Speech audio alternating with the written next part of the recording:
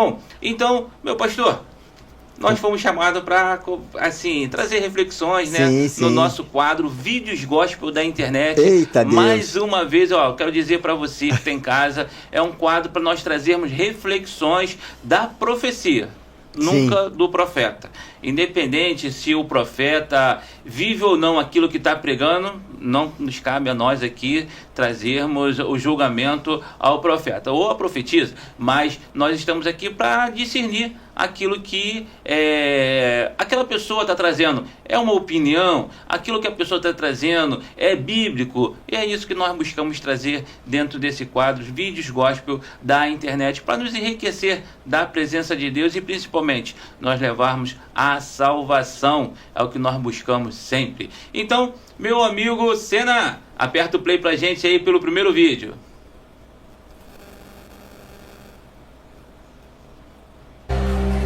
Pois hoje existem caravanas de pastores e líderes indo aprender em igrejas que batizam 2.000 pessoas no mês por causa de coaching, por causa de reprogramação neurocerebral científica. Os CEOs do mundo que vêm ensinar como encantar a sua experiência ao entrar numa igreja. Luzes que piscam para te hipnotizar. O som de um teclado que não toca louvores, mas frequências que viciam o cérebro como dopamina, como droga. E tem gente achando que o culto foi uma grande bênção, confundindo a unção de Deus com um atalho do inferno. Tem igrejas fazendo associação com Mamon, pensando que é um parque de diversões que vai atrair as famílias e as crianças da sua cidade. Tem pipoca sendo vendida na porta para dar 500 mil reais por mês para um empresário. Tem franquia fazendo dinheiro. Eu quero denunciar aqui: não existe outra rocha. Não existe outra rocha. Eu não conheço, diz a palavra do Senhor. Não existe uma técnica humana que possa nascer um homem de novo. Não existe outro nome pelo qual importa que os homens sejam salvos. Eu desafio qualquer espírito a se levantar diante do trono e se comparar com o Altíssimo.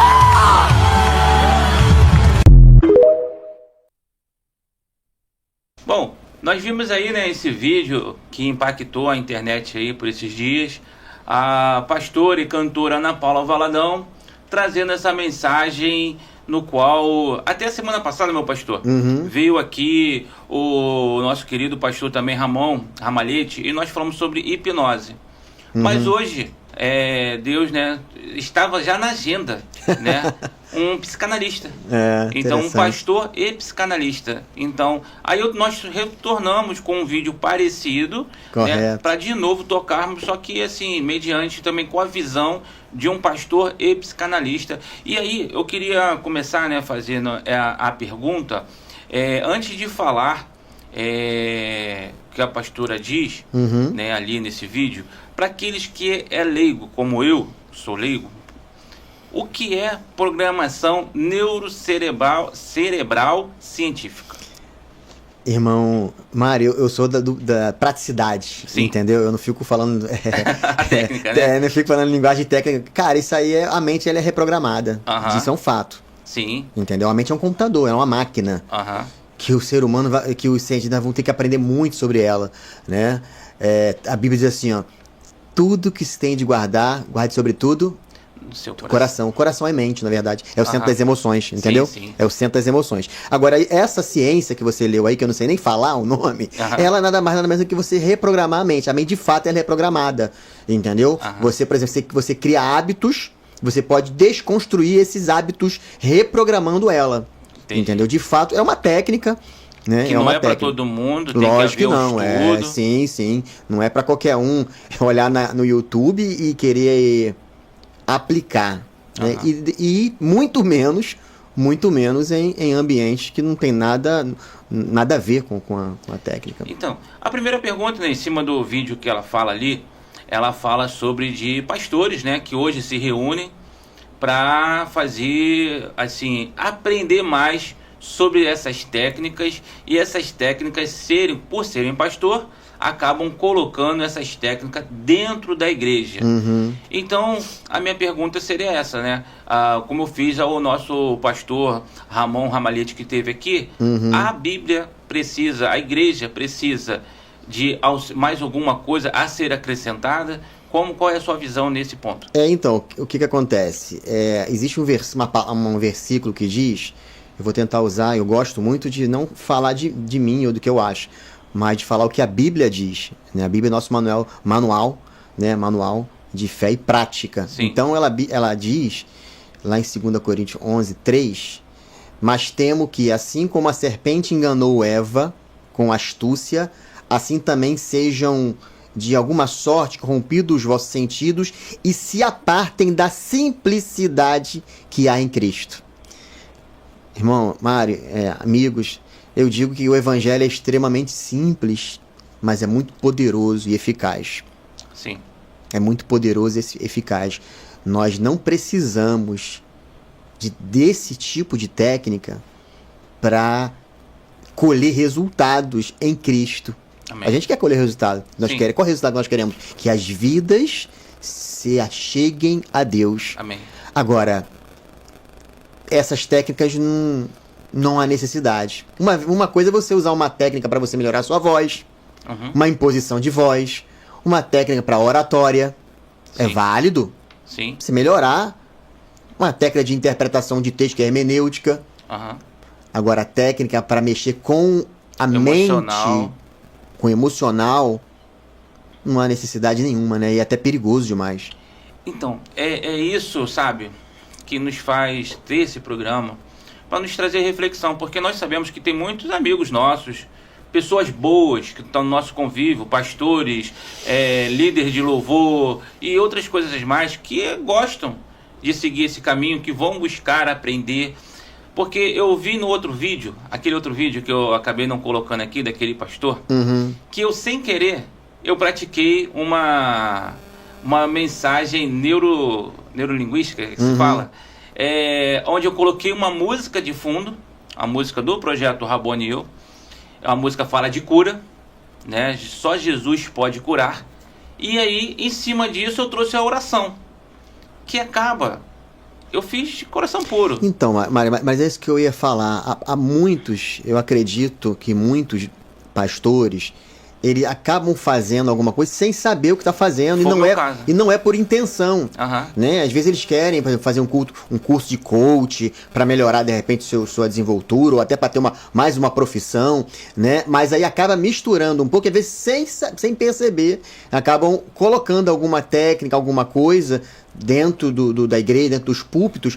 Eu tenho muita dificuldade de acreditar, sinceramente, assim, que eles vão fazer curso para poder manipular. Pode ter, como em todo lugar, infelizmente, tem os mal intencionados, né, para poder fazer uma lavagem cerebral. Mas eu acredito que a grande maioria, ele quer melhorar a sua comunicação, ele quer melhorar um pouco a sua desenvoltura. Agora, resumidamente, a reprogramação neurocerebral científica, ela é isso.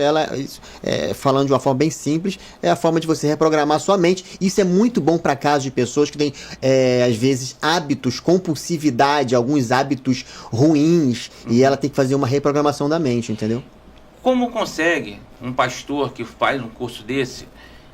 Eu estou indo pelo lado, assim, subentendendo que eles querem ir lá para aprender o bem, como o senhor está colocando, né? De poder ajudar no seu dia a dia a ele ser melhor, né, entendido naquilo que ele está fazendo.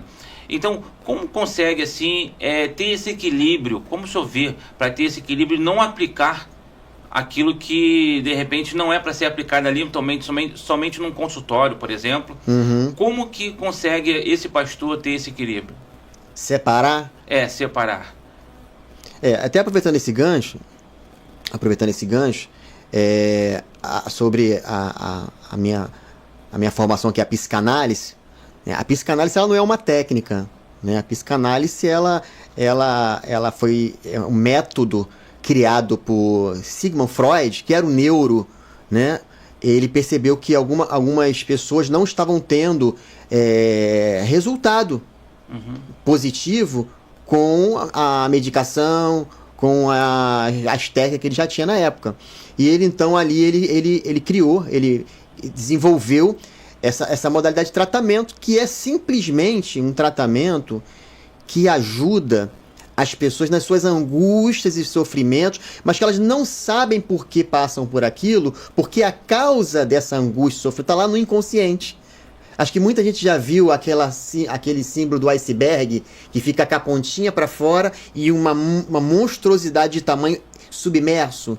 Né? Ele trouxe essa imagem que a parte de cima do iceberg visível é o consciente e a parte toda de baixo é o inconsciente. Que é muito maior. É muito maior. Então Freud percebeu com o estudo, ele já era um médico, uma pessoa qualificada, mas ele percebeu que muitas angústias, muitos traumas que as pessoas viviam, né, e que manifestava através de sintoma, tinha sua causa de coisas reprimidas, recalcadas lá no inconsciente. Então, é consultório, é tratamento, não é técnica. Não tem nem como, por exemplo, no caso da psicanálise, ser usada em púlpito, igreja. Realmente não cabe. Agora, voltando à sua pergunta, né? Então, eu queria até ler aqui uma coisa que eu postei, por exemplo. Eu me apaixonei pela psicanálise porque é um lugar de acolhimento. Sim. É um lugar de acolhimento do outro na sua angústia, sem absolutamente qualquer tipo de preconceito ou julgamento. A gente recebe as pessoas para ajudá-las nas suas angústias, nos seus sofrimentos, e elas entenderem, junto com o psicanalista, qual é a causa disso, né? E através da escuta qualificada, a gente estuda para isso, para ter uma escuta qualificada, né? A pessoa se ressignificar aquilo que lá atrás, que ela nem sabia, mas estava reprimido no inconsciente, causou aquele transtorno, aquela angústia, e a gente vai ajudando a pessoa através da análise pessoal, que é uma investigação da mente da pessoa, a gente vai ajudando com a escuta qualificada a pessoa ressignificar e aquilo ali não trazer mais transtorno, depressão, dores. É só isso. A psicanálise é um tratamento, né? É uma terapia que é de consultório. E eu creio nisso. Né? O senhor falou uma palavra certa, né? O senhor usou uma palavra-chave. Consultório. Consultório. Nós conversamos, né, assim, off, que antes de começar o programa, né, aonde que me trouxe a lembrança, o Espírito Santo nos trouxe a lembrança, a parte que Jesus, quando vai ressuscitar Lázaro. Existem coisas que é Deus que faz. E existem coisas que somos nós que devemos fazer. Existem muitas coisas dentro da área da psicanálise que é o tirar a pedra. Quando Jesus manda, vai lá e tirar a pedra.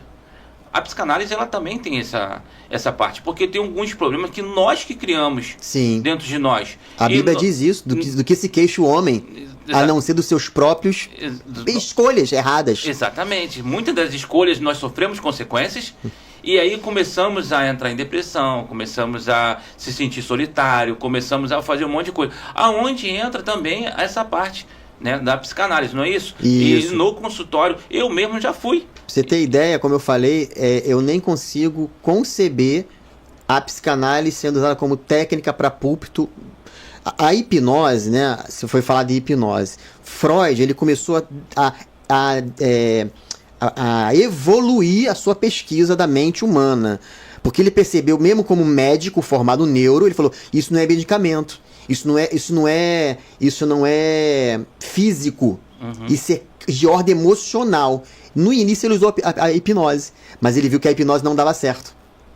Aí ele evoluiu, ele percebeu que através da fala ele conseguia caminhar junto com o paciente, encontrar lá recalcado, reprimido no inconsciente, a causa daquele problema que nem a pessoa sabia que estava reprimido, recalcado lá, escondido lá no inconsciente. Eu vou dar um exemplo que o consciente existe. Sabe quando você sai de casa e você fica assim, saiu, trancou a porta, entrou no carro. Tô com a sensação que esqueci alguma coisa. Calma aí. Sou eu. Esqueci alguma... Aí você volta no lugar, daqui a pouco você lembra? É porque em frações de minutos foi pro inconsciente. Tá registrado, mas tá lá no inconsciente. Em frações de minutos voltou pro consciente, você lembrou? Sim. Então o inconsciente realmente existe, né? E aqui tem uma frase que eu postei outro dia aqui, ó. As emoções não expressas nunca morrem. Elas são enterradas vivas e saem das piores formas mais tarde, como sintomas. Verdade. Entendeu? Então, agora voltando à sua pergunta, que é muito pertinente, né? Posso continuar? Pode, por favor. Então, você perguntou como separar. Isso né? aí. Como separar? Você falou, tem uma parte que nós temos que fazer, porque nós somos seres humanos, né? Nós que somos de carne e osso, temos uma mente, temos emoções, sentimentos. Nós não somos seres espirituais. Ainda seremos transformados um dia com o arrebatamento da igreja, seremos transformados, teremos um corpo glorificado em nome de Jesus. Amém. Quem crê aí, diga amém. Glória a Deus. E não haverá mais dor, né? É algo muito tremendo que Deus ele projetou isso para nós, né? Chegar um momento da nossa história que nós teremos um corpo transformado, não haverá mais dor. Mas enquanto isso estamos aqui, né? E eu pergunto, para que Deus deu sabedoria aos médicos, aos psicólogos, aos psicanalistas, aos engenheiros, aos comunicadores, né? Para quê? Para falar bem, para trazer uma mensagem, o engenheiro, para poder saber solucionar um problema, o médico. Por quê? Deus sabe que tem coisas que é de ordem humana. Ele nos conhece muito bem. Então, nessa trajetória, a gente precisa, de fato, entender que nós, pastores, nós precisamos aprender a separar o que é espiritual e o que é humano. É fácil? Não vou ser hipócrita. Não é fácil. Mas o que vai trazer essa condição? É a experiência. Eu tenho 30 anos de igreja, praticamente. Né? Então, assim, você vai entendendo que, primeiro, tem que saber separar. Sim, com certeza. O espiritual só Deus trata. Sim. Espiritual só Deus pode curar, pode tratar, né? Agora, há um momento que o próprio pastor deveria perceber e falar assim, olha, você precisa procurar um psicólogo. A minha parte eu estou fazendo, nós sabemos o que fazer de ordem espiritual, mas você precisa procurar um psicanalista. Claro, com certeza, andar de todos os lados, né? Buscar dos dois lados. Vou construir uma casa, eu vou orar? Você vai orar para Deus te dar condição. Mas para construir uma casa tem que procurar um arquiteto primeiro, depois um engenheiro. Né? Não vou só orar aqui que a casa vai aparecer, meu Deus, aleluia, glória a Deus. Não vai aparecer casa, não. Sim. Primeiro tem que ter dinheiro, que é material. Isso aí. Depois você tem que contratar um pedreiro, talvez um arquiteto. Né? Exatamente. Então tem coisas que são. Agora, separar é muito importante, só que o separar vai realmente aí envolver uma experiência do pastor, né? Um pouco de qualificação, a capacidade dele. O pastor, por exemplo, tantos anos atendendo pessoas que ele vira um psicólogo. E ele percebe quando aquilo ali não é espiritual, ele percebe que a pessoa está com algum problema psíquico, e ele fala, olha, é bom você procurar um psicólogo. Sim. Entendeu? Queria aproveitar nessa linha ainda, né? Porque depois eu vou buscar o outro lado, a outra linha. Mas nessa linha, meu pastor, existem muitas pessoas. Vou relatar aqui, algumas vezes já relatei. Eu mesmo, fazendo a obra de Deus, me senti solitário, me senti desprestigiado, me senti quase que entrei em depressão. E veio um pastor para me ajudar. E eu também fui buscar um outro pastor, psicanalista também, para me ajudar. Eu tenho certeza que existem pessoas, às vezes líderes, e às vezes membros, também com problemas assim. Eu queria que o senhor falasse para essas pessoas o que elas devem fazer, a importância, porque às vezes a pessoa fica com vergonha de falar o seu problema. Verdade. Às vezes, eu não vou lá falar com o pastor Ulisses, não, porque o pastor Ulisses conhece a minha esposa, o meu problema é com a minha esposa. É verdade. Eu não vou falar, mas eu gostaria que o pastor agora falasse para essa vida, para o meu próximo que está do outro lado, o que ele deve fazer para essa pessoa que está nessa situação? Olha, irmão Mário Roberto, isso é muito importante, querido, porque eu aprendi uma coisa, quem luta sozinho sofre mais. Verdade. Tá? E aí, muitas pessoas têm dificuldade de buscar ajuda. Isso é um grande problema no nosso meio. Porque as pessoas acabam espiritualizando muito a situação, que é, às vezes, um conselho, uma mão amiga, um abraço. Verdade. Sabe? Alguém para estar junto na hora de tomar uma decisão importante. Então, procurar ajuda é extremamente importante. A Bíblia fala isso. Olha naquela câmera aí. A Bíblia diz que na multidão de conselhos há sabedoria. Então, você que está passando por um momento de luta, de sofrimento, de angústia, de solidão, o ser humano não foi criado para viver sozinho. sabe? A gente tem uma sociedade caminhando para o isolamento, Mário Roberto. Verdade. O isolamento gera problemas psíquicos, porque nós somos seres sociáveis, devemos ser seres sociáveis. Ou seja, a gente melhora como pessoa quando vivemos em sociedade. Sim. A gente melhora como pessoa quando estamos vivendo em comunidade. A igreja é terapêutica, sabia disso? Com certeza. Você já vai entrar naquele outro. Mas a igreja é terapêutico. Esse discurso, que eu não preciso de igreja, a igreja, no mínimo, ela é terapêutico. Você viver em comunidade, isso é terapêutico. Então, você que está aí, busque ajuda. Não sofra sozinho. Não tem que ter vergonha de buscar ajuda. Em nome de Jesus. Sabe, isso é um discurso muito peculiar das minhas falas, irmão Mário. Tem que buscar ajuda. Quem sofre sozinho, quem tenta administrar suas lutas sozinho, sofre mais. Eu vou interromper rapidamente. Meu pastor, muitas das vezes nós estamos buscando ajuda naquele que não pode nos ajudar. Pessoas que não têm embasamento na palavra de Deus e pessoas que não têm o conhecimento da psicologia como aquele que estudou. Uhum. Né? Então é importante também acrescentar a quem nós estamos recorrendo, porque tem pessoas recorrendo a um amigo do lado, a amiga do lado. É muito comum e é um grande problema. Exatamente. Porque os conselhos vão sair tortos, né? Exatamente. Saber quem procurar é muito importante. Agora nós temos uma mania. Existe um problema grande hoje na sociedade que é desabafar no Facebook, né? Também temos isso. A pessoa vai lá desabafar no Facebook, como se as pessoas tivessem que saber das lutas que você está passando. Agora, a primeira coisa, você não pode estar fora de igreja. A gente vai falar isso aqui mais, mas a igreja é fundamental porque você vai ter um apoio ali. Minimamente, vai ter um apoio de alguém que está um tempo cuidando de pessoas. Uhum. Né? Via de regra, os pastores são preparados para cuidar de pessoas. Sim. Né? Pelo Espírito Santo, pela unção de Deus. Então, procurar o seu pastor é a primeira coisa que tem que acontecer. Se você não confia no seu pastor, realmente fica muito difícil. Agora, a primeira pessoa que tem que procurar é o seu pastor. E com ele, você com certeza vai achar um caminho melhor. Ele vai perceber se você precisa de um psicólogo, né? E lá o psicólogo vai perceber se você precisa de um psiquiatra. Olha o caminho. Não é ir direto no psiquiatra, porque ele vai tacar remédio em você. Eu dou um alerta aqui. Ir direto em psiquiatra, ele vai tacar remédio em você. Vai no pastor, conselheiro, vai receber uma palavra, um aconselhamento, né? Ele vai te falar, vai no psicólogo, pode ser que vai te ajudar. O psicólogo vai perceber a sua necessidade de medicação ou não. E se perceber é por um período. Então, de fato, não é procurar qualquer um. Mas, acima de tudo, você que está me ouvindo ou que vai ouvir depois, acima de tudo, é você buscar Deus. Amém.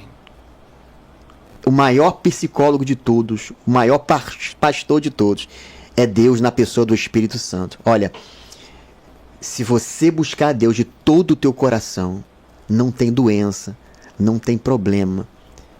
Eu falo isso em todo o meu coração. Eu creio nisso.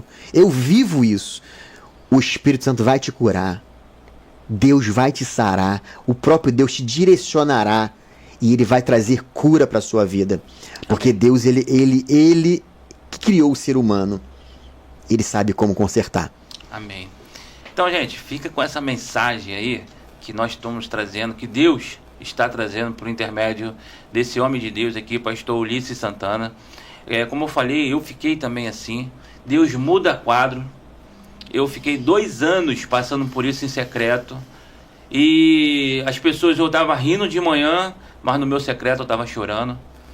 E é muito difícil. E quando a gente faz isso, não recorremos a Deus e a homens de Deus, pessoas que possam nos ajudar, a gente acaba se afunilando ainda mais. E o problema vai aumentando ainda mais. Principalmente, sabe por quê?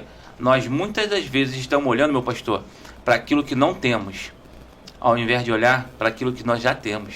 A comparação é um problema muito comum nesse século que nós estamos vivendo, ficar se comparando. Exatamente, não só se comparando, tipo, eu não tenho esse celular. Porque você se compara, entendeu? A pessoa se compara, ele tem um iPhone, aí já olha para mim, eu não tenho. Mas como você falou, se você olhar para o que você tem... Exatamente.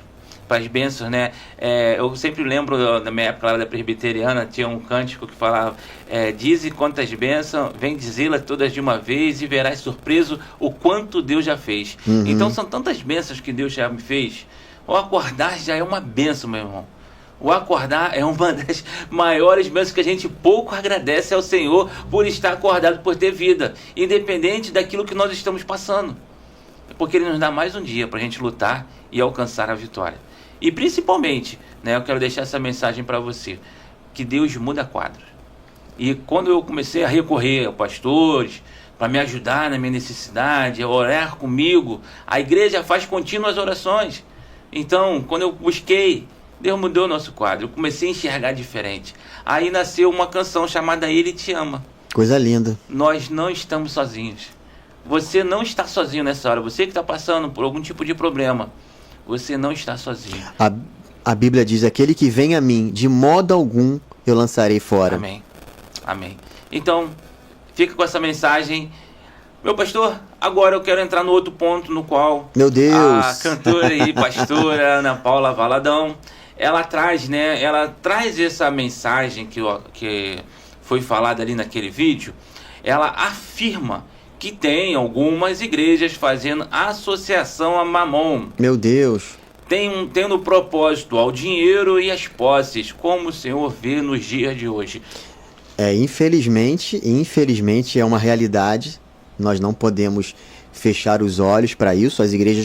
Algumas igrejas confundem as coisas e acabam dando ênfase demais a uma área que é importante, mas não é a mais importante nem a única. E não é o nosso propósito. Não é o nosso E acaba sendo o quê? Uma idolatria, como você falou. Uhum. Acaba se tornando um Deus. O poder aquisitivo, a aquisição de bens, acaba sendo o alvo principal, a busca principal. Sim. E isso não tem nada de espiritual. O propulsor daquilo dali. E por isso de se usar essas técnicas. Porque o propulsor, o propósito está sendo os recursos que possam trazer o dinheiro, a forma de ganhar mais. E na verdade o nosso propósito como igreja não é esse. Muito menos de Deus. muito menos de Deus. Eu costumo dizer o seguinte: Deus, ele garante, aí é bíblico, tá aqui a Bíblia. Sim. Eu tenho como provar. Deus, ele garante a provisão no tempo da escassez. Amém, glória a Deus. Ele vai levantar alguém, ele vai criar um caminho, ele vai... Provisão. Agora, ficar milionário e ficar rico não tem nada de espiritual. Cada um tem a liberdade se quiser ser. Aí tem que trabalhar muito, né? Ainda mais no Brasil, tem que trabalhar muito, estudar para ficar rico, né? Para prosperar, vamos dizer, financeiramente, é outro campo. Deus pode até te dar sabedoria, uma estratégia. Eu creio nisso, Mário Alberto. Se você orar, Senhor, me dá uma estratégia para mim ficar milionário, ele pode até te dar. Agora, uma coisa é ficar, outra coisa é manter, outra coisa é ficar e usar recursos para abençoar pessoas. Amém. Às vezes Deus até abre uma porta para isso, mas depois ele mesmo fecha, porque viu que a pessoa não soube usufruir, administrar. Exatamente. Né?